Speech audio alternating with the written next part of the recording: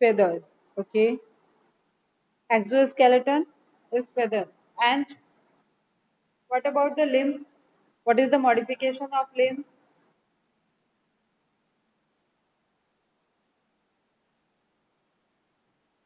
Hind limb or forelimb? Which limb is modified into wings?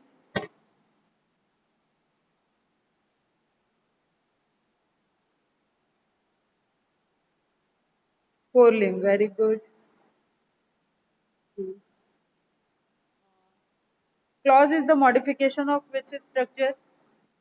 Clause is the modification of which structure?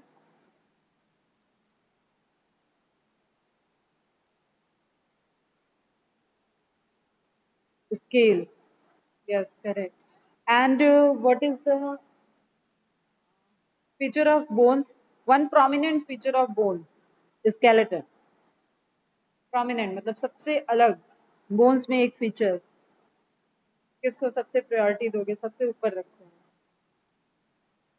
Air inside bone technical term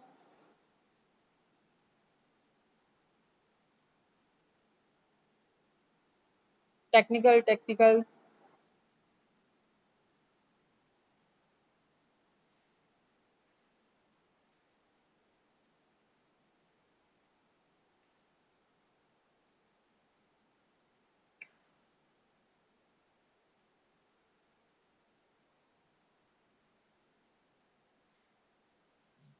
term बेटा air cavities नहीं बेटा pneumatic bone pneuma means air bone means air pneumatic bone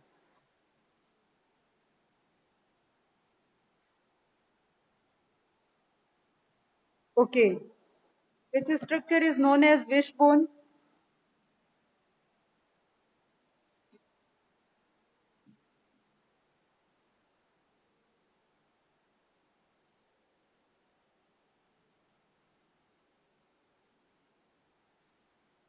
wish bone what is keel what is sternum सिर्फ questions को ध्यान से सुनो ये सारे इंपॉर्टेंट चीजें हैं जो हम बोल रहे हैं ठीक है अभी रिप्लाई करो या नहीं करो लेकिन बाद में इसको रिकॉल करो breast bone yes correct and what is the feature of lungs which structure is present with association of lungs air sac yes correct ठीक है फिर सर्कुलेटरी सिस्टम की बात करें तो circulatory system is well developed four chambered heart ठीक है four chambered heart होगा और क्योंकि इनका रेट ऑफ रेस्पिरेशन ह्यूमन से भी अच्छा है मैमल से भी अच्छा है इनकी मेटाबॉलिक एक्टिविटी काफी हाई है दे रिक्वायर्ड मोर ऑक्सीजन ठीक है इसलिए इनके ब्लड में पूरे एनिमल किंगडम में सबसे ज्यादा ऑक्सीजनेटेड ब्लड अगर किसी का है तो दैट इज बर्ड्स ठीक है अमाउंट ऑफ हीमोग्लोबिन सबसे ज्यादा किसी में होगा तो वो किसमें होगा बर्ड्स में हाँ प्योरेस्ट ब्लड ठीक four chambered heart fast beating large heart क्योंकि हमें क्विक ब्लड सप्लाई चाहिए बार बार टिश्यू वहां पे सब इंगेज्ड हैं बहुत ओवरलोडेड है तो सबको proper supply of oxygen and nutrient medium चाहिए इसलिए हमें फास्ट बीटिंग लार्ज हार्ट देखने में मिलेगा ठीक है and this large is related to what body ratio हमेशा जो उसके कंसर्न में रहेगा वो उसके बॉडी के रेशियो में two auricle and two ventricle atrium बोले तो भी यही चीज है ऑरिकल के लिए एट्रियम वर्ड यूज होता है एंड ऑरिकल वर्ड यूज होता है ठीक है two auricle and two ventricle double circulatory system है दो बार बॉडी में सप्लाई जाने के पहले दो बार हार्ट के थ्रू सप्लाई होती है एक ब्लड जो भी ब्लड आप किसी ब्लड के पॉइंट को अगर ए पॉइंट कर रहे हो तो वो ए पॉइंट दो बार हार्ट से होते हुए जाएगा that is double circulatory system no mixing of oxygenated and deoxygenated blood both remain separate because there is development of septum fully development of septum takes place in ventricle अगर आपसे पूछा जाए कि लास्ट डेवलप्ड हार्ट में which wall is develop later, later मतलब कौन सा septum letter developed हुआ है, एट्रियम का या वेंट्रिकल का, तो आंसर शुड बी वेंट्रिकल। ठीक है, कैसे मसल्स होती हैं, क्या इनका क्लोजिंग, क्या ओपनिंग, ये सब हम लोग जब ह्यूमन फिजियोलॉजी सर्कुलेटरी सिस्टम को कवर करेंगे वहां पे ये सब चीजें कवर होंगी। ठीक है बेटा, अभी आपको बस ये ध्यान में रखो कि यहाँ पे दो वेंट्रिकल हो गए, ठीक है, V R V L, and दो एट्रियम भी हो गए, A R A L. Is it clear बेटा? तो जब भी ब्लड की अब सप्लाई होगी तो कोई मिक्सिंग ऑफ ब्लड नहीं है, सब अपने अपने चैम्बर, सब अपने अपने वेसल्स के थ्रू सप्लाई मेंटेन कर रखे हैं। Circulatory system,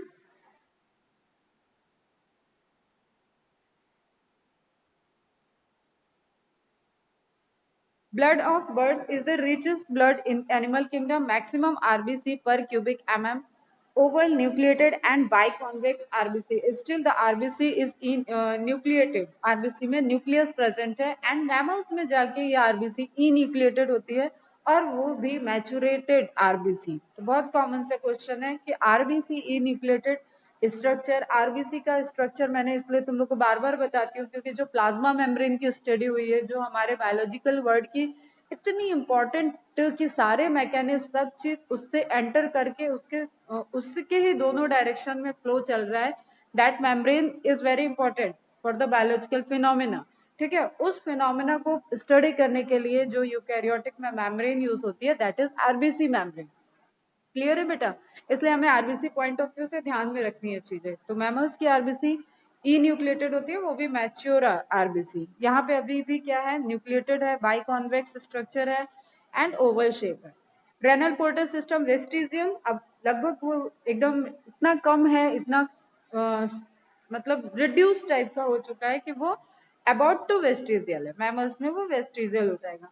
only right aortic arch persist in elders, हम लोगों में लेफ्ट एरोटिक आर्क होती है, यहाँ पे राइट एरोटिक आर्क की बात की गई है, तो ये पॉइंट हमें ध्यान में रखना है। नर्वस सिस्टम की बात की जाए तो नर्वस सिस्टम में क्रैनियल नर्व से पॉइंट बनाना है, तो यहाँ पे बर्ड्स में क्या है, 12 पेयर ऑफ क्रैनियल नर्व। तो एक आप अलग से क्रैनियल नर्व्स की टेबल बना लोगे तो आपके लिए वो इजी रहेगा, फाइलम टू फाइलम आपको नहीं जाना पड़ेगा, मतलब क्लास टू क्लास आपको नहीं जाना पड़ेगा, आपको सिंपल क्रैनियल नर्व्स की एक टेबल। ठीक है, cranial nerve, table of cranial nerve, इधर क्लास का नेम, एक मिनट, ठीक है, इधर क्लास का नेम, इधर नंबर ऑफ क्रैनियल नर्व, तो आपकी एक नोट्स बन जाएगी। और देखो ये नोट्स बनाओ बेटा, ये नोट्स बनाओगे नहीं ना तो परेशान हो जाओगे। अभी ये रिवीजन चल रहा है ना 12th में, जो नोट्स बनाए हैं वो हैप्पी हैप्पी खत्म करके बायो घूमते हैं, फिजिक्स केमिस्ट्री पढ़ते हैं। बाकी जो नई नोट्स बनाए हैं, मैम ये पीडीएफ दे दो, मैम यहाँ से दे दो, मैम वहां से दे दो, मैम ये क्वेश्चन करा दो, मैम ये नहीं मिल रहा, मैम वो नहीं मिल रहा। भाई जब ये लाइनें ऐसी ऐसी लाइनें अगर आप देखो आपके पास 50,000 से ऊपर लाइनें लिख जाएंगी, आप पूरी एक बायोलॉजी का ग्रंथ लिख रहे हो लगभग, और बायोलॉजी बहुत डेप्थ है, बायोलॉजी का कोई और छोर नहीं है। इतना करने के बाद भी हो सकता है कोई ऐसा क्वेश्चन आ जाए जिसके बारे में आपकी मैडम ने आपको कवर नहीं कराया, चांसेस इज ऑलवेज देयर। ठीक है, उसमें आप नहीं स्पेक्ट्रम कवर कर सकते हो। फिजिक्स का पेपर टफ हो सकता है, केमिस्ट्री का पेपर टफ हो सकता है, वो कभी लेकिन बियॉन्ड द सिलेबस नहीं जाएगा। बायोलॉजी का पेपर टफ तभी होगा जब वो बियॉन्ड द सिलेबस जाएगा, और वो बियॉन्ड द सिलेबस बायोलॉजी में क्या है, डेप्थनेस, आपको कहाँ पे रुकना है। ठीक है, दैट इज इम्पोर्टेंट। तो बायोलॉजी पढ़ाते वक्त हम ले रहे हैं तुम्हारी पूरी गारंटी, तो सिर्फ हम पे फोकस करो, सिर्फ हम पे ध्यान दो अभी। और ये नोट्स अगर नहीं बना रहे हो तो फिर एट द एंड जब तुम्हारा रिवीजन का टाइम आएगा तो ऑब्वियसली मैं कहूंगी अब बेटा क्वेश्चन सॉल्व करो, और जो क्वेश्चन में डाउट आ रहे हैं उसको पूछो, मैं बता दूंगी, मैं बता दूंगी। अब या तो तुम वहां पे फिर से हमसे पढ़ोगे, या तो फिर से मेहनत करोगे, या तो एक निगेटिविटी आएगी अंदर की मुझसे नहीं सॉल्व हुआ, क्योंकि क्वेश्चन ऐसे ही आएंगे, क्रैनियल नर्व्स के बारे में पूछे, रिड्यूस्ड रेनल पोर्टल सिस्टम के बारे में पूछे। अब ये पॉइंट तुम्हें एनसीईआरटी में नहीं मिलेंगे, फिर क्या होता है, एनसीईआरटी बेस्ड 2 इंटरव्यू देख लोगे यूट्यूब पे, एनसीईआरटी बेस्ड नीट का एग्जाम होने वाला है। अरे उनको नहीं पता इंटरव्यू देने वाले को, या जो लोग भी अपना वीडियो चैनल बना के पब्लिश कर रहे हैं इस तरीके की इन्फॉर्मेशन, उनको इस लाइन का मतलब ही नहीं पता है कि what is the meaning of NCERT based. It is NCERT based, लेकिन it is totally responsibility of the teacher कि वो एनसीईआरटी की हर एक बात को और डेप्थ में बताएं। NCERT is like a syllabus.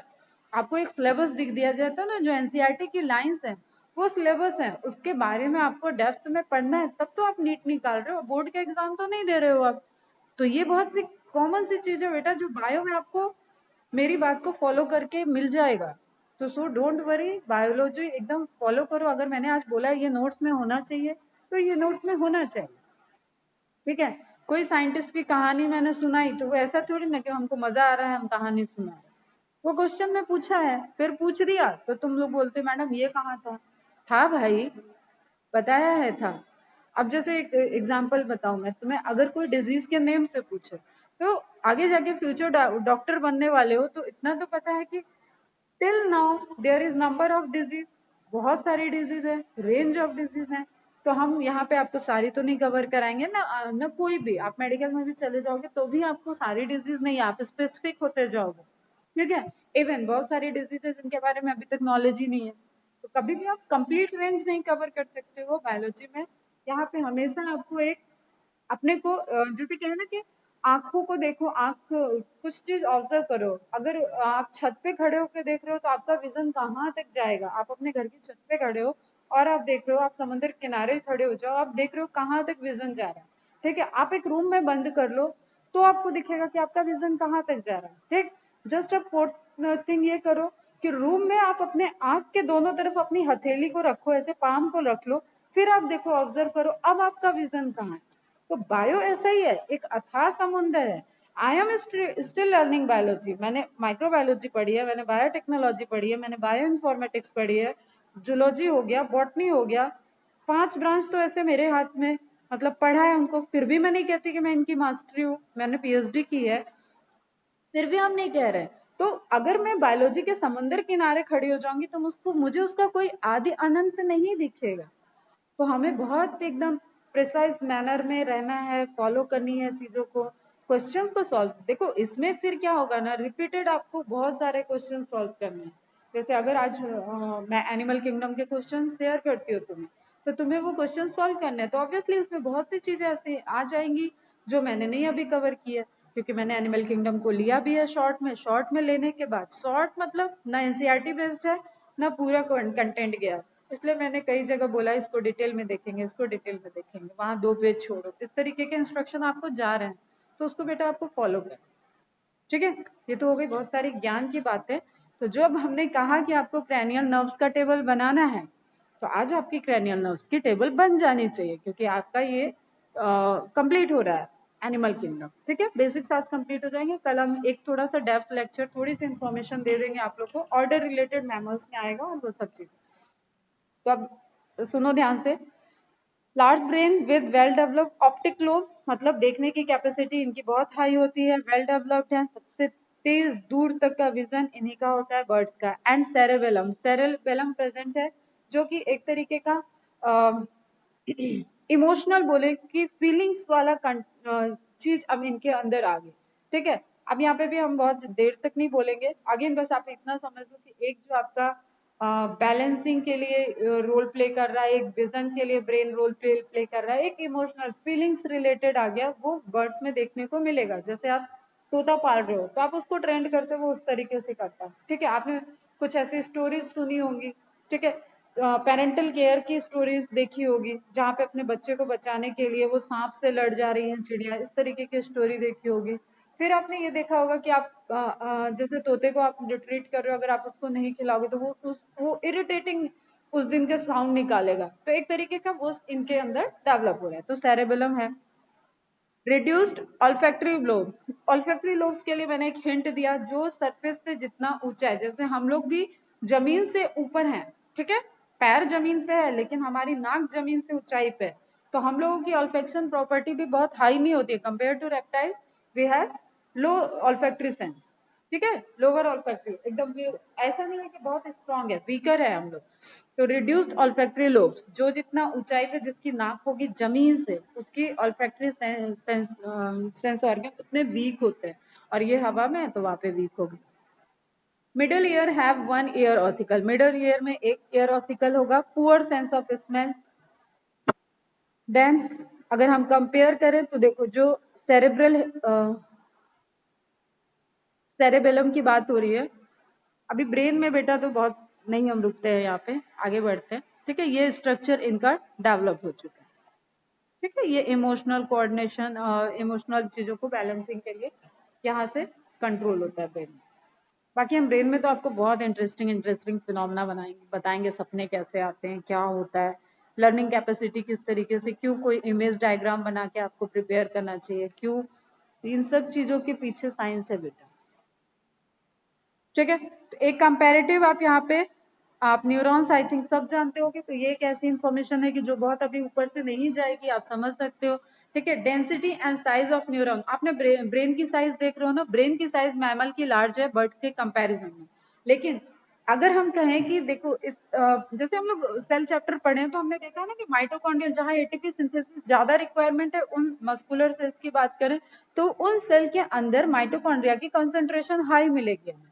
Same way में अगर यहाँ पे कंसंट्रेशन हाई है, देखो सेकंड जो स्फेरिकल इमेज के अंदर दिया हुआ है उस इमेज को ध्यान से देखो, इज इट विजिबल, विजिबल है ना ये दोनों, इन इमेज को देखो, तुम्हें डेंसिटी किसमें दिख रही है ज्यादा, जो लाल हरे डब्बे हैं उसको समझ लो कि वो न्यूरॉन्स हैं। Now tell me density, bird में है, ये ए हो गया बर्ड, ये बी है मैमल, किस में ज्यादा है, बर्ड्स में ज्यादा है। यही यही समझाना चाह रहे हैं, अगर बर्ड्स के ब्रेन की साइज ये हो जाएगी तो इस डेंसिटी के अकॉर्डिंग यू कांट इमेजिन कि वो कितने तेज होंगे। ठीक है, ये तो हमारा ब्रेन साइज है, तब हम लोग इतने इंटेलिजेंट हैं, इनकी ब्रेन साइज हमारे रेशियो की बहुत कम है, छोटी है। ठीक है, लेकिन न्यूरॉन्स की डेंसिटी बहुत हाई है, इसलिए इनका ब्रेन काफी तेज होता है। नाउ नर्वस सिस्टम में large eyes with sharp vision pair में है, ईयर हैज एक्सटर्नल ओपनिंग। ठीक है, एक्सटर्नल ओपनिंग है लेकिन अभी भी एयर पिन्ना नहीं है। ठीक है, जैसे हम लोग के कान में ये निकला हुआ पोर्शन है, that is pinna, air pinna नहीं है। हाथी का कान हुआ, हम लोग का कान हुआ, चमगादड़ के कान हुए, that is the characteristics of mammal. Cochlea and organ of Corti present, cochlea भी एक सेंसरी ऑर्गन होता है एंड ऑर्गन ऑफ कॉर्टाई, ये सब बैलेंसिंग में रोल प्ले करेंगे। ठीक है बेटा, ईयर के अंदर बैलेंसिंग में रोल प्ले करेंगे। Eyes pauses nictitating membrane, nictitating membrane तुमने एक जैसे जस्ट सपोज एक ऐसे आई है और कभी कभी यहाँ पे हम लोगों का जो है ऑब्जर्व किया होगा, ये थोड़ा रेडिश पोर्शन है। ठीक है, यहाँ कंसेंट्रेटेड ऐसे एक्यूमुलेटेड पार्ट दिखता है आंख में, ये हमारा क्या है, रिड्यूस निक्टेटिंग माइंड है। ठीक है, एक तरीके का वेस्टिजियल ऑर्गन है। बर्ड्स के केस में क्या होता है, this is like a membrane, अब हम इसको सेडेट कर रहे हैं, यहाँ तक फैला रहे हैं, तो वो जब चाहे इसको प्रोटेक्टिव लेयर की तरह अपनी आंख के सामने ले आते हैं, उड़ते वक्त वो सामने निक्टेटिंग मेम्ब्रेन की एक कवरिंग लगा लेते हैं। जैसे अभी तुमने देखा हो एयर ट्रैवल फ्लाइट वगैरह ट्रैवल करने के लिए एक शील्ड मिल रही है। ठीक है, वैसे भी मार्केट में भी आ गई थी, एक शील्ड मिल रही है, तो आपके फेस को वो कवर कर रही थी। ठीक है, उसी तरीके से वो प्रोटेक्टिव एक लेयर है उनकी, that is nictitating membrane. Question आता है, ध्यान रखोगे name, nictitating membrane. Pecten is again important, और यही वो सब क्वेश्चन है जो अगर आपके 90 में 3 क्वेश्चन आ रहे हैं तो इन क्वेश्चन के आने की चांसेस हाई होगी। Pecten is a comb like structure found in eyes, help to provide nutrition to eye ball. Eye ball को पर्टिकुलर उस एरिया में न्यूट्रिटिव जो स्टोरेज होता है, जो न्यूट्रिशन प्रोवाइड करती है, वो स्ट्रक्चर क्या है, पैक्टेन। तो पैक्टेन को ध्यान में रखना। अब इस इमेज में सिर्फ फोकस करो, आई बॉल वगैरह आई स्ट्रक्चर हम लोग बाद में समझेंगे, पैक्टेन को समझने की कोशिश करो। दैट इज पैक्टेन, ये वाला आपका पैक्टेन। ठीक है, दिस वन, ये पूरा आपका पैक्टेन है, ये नरिशमेंट प्रोवाइड कर रहा है। इट मीन्स कि इसके पास ब्लड सप्लाई जा रही होगी, इसके पास न्यूट्रिटिव मटेरियल जा रहा होगा, इसके पास स्टोरेज होगा, जब ये इसलिए ये आईबॉल को एक तरीके से नरिशमेंट प्रोवाइड कर सकता है। ठीक है, और हर जगह देखो बेसिक कॉन्सेप्ट सेम है बेटा, सब सेल काम कर रही है, उनको टाइम टू टाइम टिफिन पहुंचना चाहिए, तो वो टिफिन में क्या होगा, उस टिफिन में न्यूट्रिएंट्स होंगे, उस टिफिन में आयंस होंगे, उस टिफिन में मिनरल्स होंगे, विटामिन होंगे, उस टिफिन में तुम्हारे ऑक्सीजन होगा। इज इट क्लियर, तो एक सप्लाई मेंटेन करनी पड़ती है। ठीक है बच्चा, समझ में आया, तो पैक्टिन नोट डाउन कर लेना। Actin structure present in eye which provide nourishment to eyeball. Now next is excretory system. Excretory system अब well developed वाला है. Metanephric kidney है. Mesonephric kidney का era खत्म हो गया. Metanephric kidney है. Ureter present है. Ureter means वो tube like structure जो यूरिन को कैरी करेगी. ठीक है. यूरेटर्स ओपन इनटू क्लोइका, लेकिन स्टिल क्लोइकल चैम्बर है. हम लोगों ने लास्ट लेक्चर में देखा था क्लोइकल चैम्बर अभी भी प्रेजेंट है. तो एक्सक्रीटरी सिस्टम की ओपनिंग, डाइजेस्टिव सिस्टम की ओपनिंग एंड रिप्रोडक्टिव सिस्टम की ओपनिंग कहाँ पे होगी? क्लोइका में. अभी क्या स्ट्रक्चर एब्सेंट है? अब ये क्वेश्चन बन जाएगा. Urinary bladder is absent. ठीक है. किडनी इज मेटानेफ्रिक, लेकिन पूरा एक्सक्रीटरी सिस्टम में जो यूरिन वाला पोर्शन है, यूरिनरी ब्लैडर होना चाहिए, वो कंटेंट एक्युमुलेट स्टोरेज, वो वाली चीज अभी इनके अंदर नहीं है. तो यूरिनरी ब्लैडर एब्सेंट होगी. एक्सक्रीटरी मटेरियल बहुत ज्यादा वाटर कंज्यूम नहीं करते हैं. ठीक है. तुम्हारा डाइजेस्टिव एंड क्लोइका से एक्सक्रीशन निकल रहा है बेटा, तो वो हमेशा तुम्हें देखना होगा. इनकी पी फॉर्म में तुम्हें एक दिखेगा, ऐसा अलग से कुछ यूरिन नहीं दिखेगा. तो सेमी सॉलिड टाइप का एक आपको स्ट्रक्चर दिखेगा. That is and excretory material is important. Uric acid. तो एनिमल कैसा हो जाएगा? ये यूरिकोटैलिक. ठीक है. कोई दिक्कत? Semi solid urine. Excretory material is uric acid. That's why they are uricotelic animal. They excrete excretory material in form of semi-solid structure. ठीक है.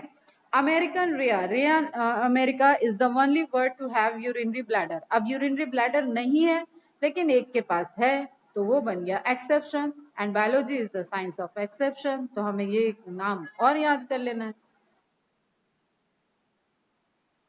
ठीक है बेटा. अब इसको तुम मार्क करके नहीं रखोगे और फिर ये कहीं तुम्हें एमसीक्यू में मिलेगा नहीं, नोट करके रखोगे, तो मैम इज नॉट रिस्पॉन्सिबल कि उन्होंने ये चीज कवर नहीं कराई है.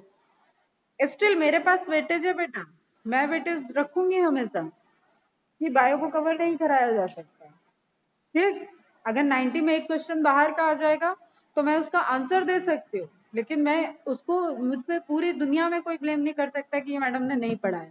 हाँ, लेकिन उसको किसी ने कवर किया है और वो बच्चा किसी ने उसको अटेम्प्ट किया है, तो वो उस टीचर की रिस्पॉन्सिबिलिटी होगी कि उसने लेवल डाउन रखा था. ठीक है. और बिलीव मी, अगर मेरा पढ़ाया हुआ बच्चा 90 में से 89 या 90 क्वेश्चन उसके कवर नहीं होते, इट मीन्स कि एनटीओ को क्लेम करना है या कुछ ऐसा उन्होंने कहीं एम्स या किसी लेवल पे, हाई लेवल पे वो गए हैं जिसको हमें कवर करना चाहिए था, लेकिन हमसे मिस हो गया. यही रीजन हो. जनरल चीजें सब हो जाएंगी, सब सॉल्व हो. ठीक है. तो रिया अमेरिकाना का, अभी रिया चक्रवर्ती बहुत फेमस हुई थी, रिया अमेरिकाना का नाम याद हो जाना चाहिए. American rhea americana is the only bird to have an urinary bladder.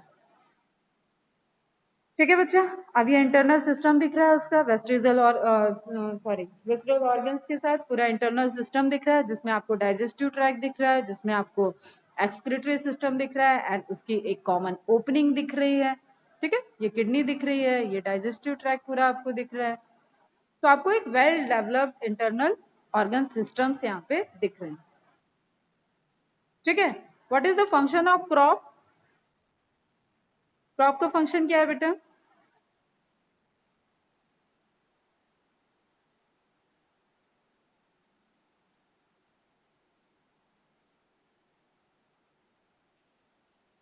Question ध्यान से. क्रॉप पूछा है, गिजर्ड नहीं पूछा है.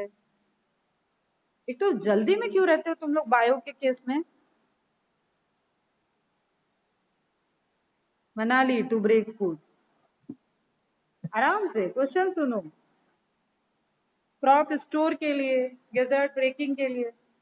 नाउ नेक्स्ट हम देखेंगे कि बॉडी टेम्परेचर. तो फर्स्ट होम्योथर्मिक. ठीक है. अब आपको कॉन्सेप्ट पता है. What is the concept of poikilothermic, what is the concept of homeothermic. ठीक है.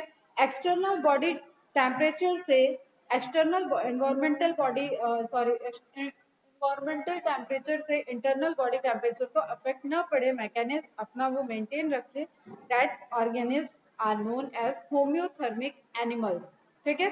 और पूरे एनिमल किंगडम में सिर्फ बर्ड्स एंड मतलब एप्स और मैमल्स ही हैं जो कि होम्योथर्मिक में आते हैं या एंडोथर्मिक में आते हैं या वार्म ब्लडेड एनिमल्स में आते हैं। इज इट क्लियर बेटा?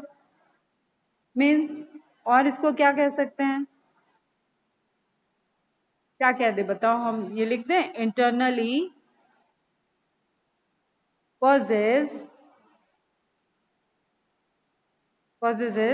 या possess भी लिख सकते हैं, possess which constant temperature। ठीक है, और इसमें पता है सबको कि एक रेंज होता है, सबका रेंज है।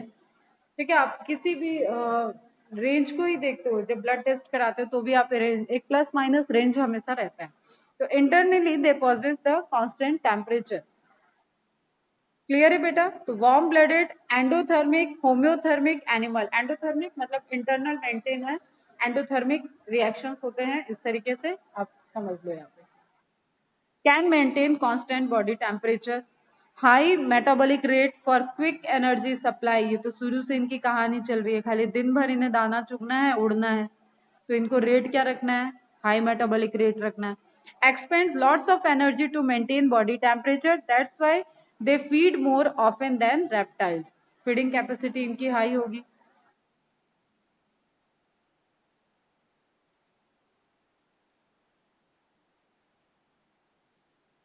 क्लियर है? कोई डाउट यहाँ पे? किसी को यहाँ पे कोई डाउट?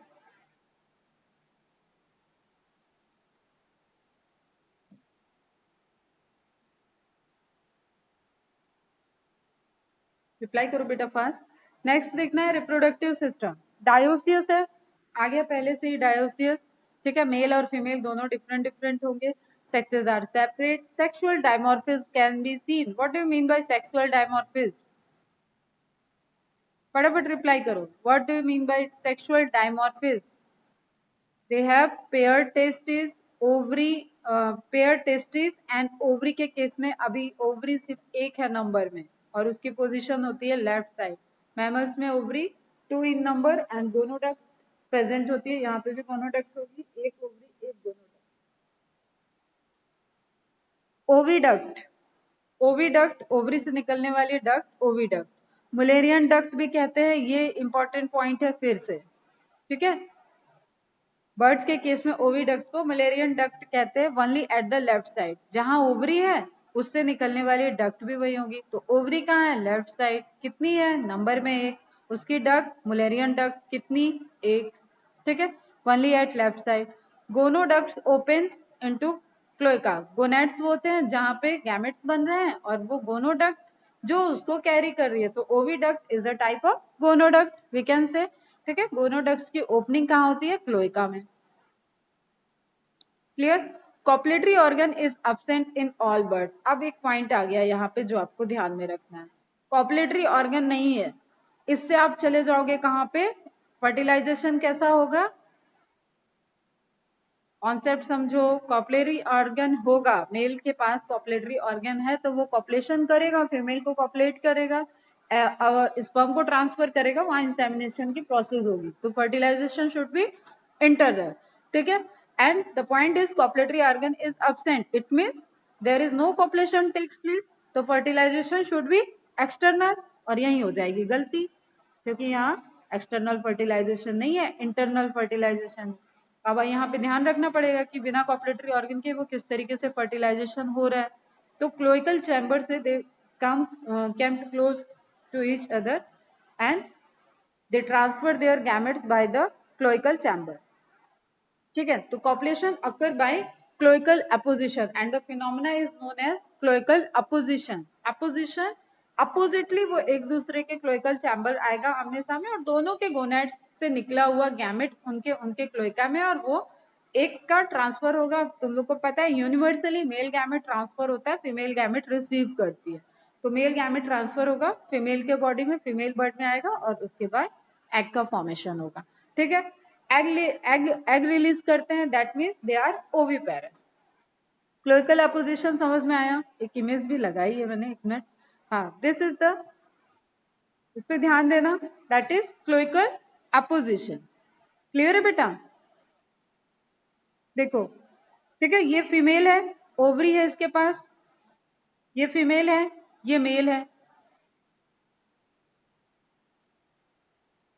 ठीक, ये फीमेल है। मेल ट्रांसफर कर रहा है अपने with the help of cloacal aperture, उसने ट्रांसफर कर दिया, विदाउट कॉपलेटरी ऑर्गन उसने ट्रांसफर कर दिया। क्लोइकल मतलब क्लोइकल, दो क्लोइका के बीच में कनेक्शन हो रहा है, that's why that is known as cloacal apposition. ठीक है, तो cloacal apposition is the feature of aves. Is it clear बेटा? तो ओविडक्ट ने इसको क्लोइका से ये ओविडक्ट, ओविडक्ट में फिर वहां पे एग है, वहां पे इसका फर्टिलाइजेशन हो जाएगा। क्लियर?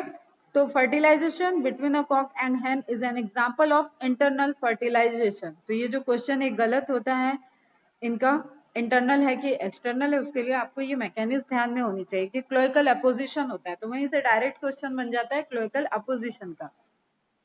ठीक है बेटा, समझ में आया?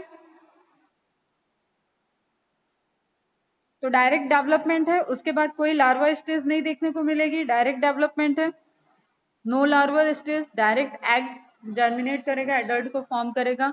मैक्रोलेसिथल, अभी देखो एग है, शेल है, उसके अंदर एग योक होना चाहिए ताकि वो डेवलपिंग एम्ब्रियो को नरिशमेंट मिल पाए। डेवलपिंग एम्ब्रियो को कोई बाहर से सप्लाई नहीं है, ठीक है, विविपेरी होते तो प्लेसेंटा से उसको सप्लाई मिलता है।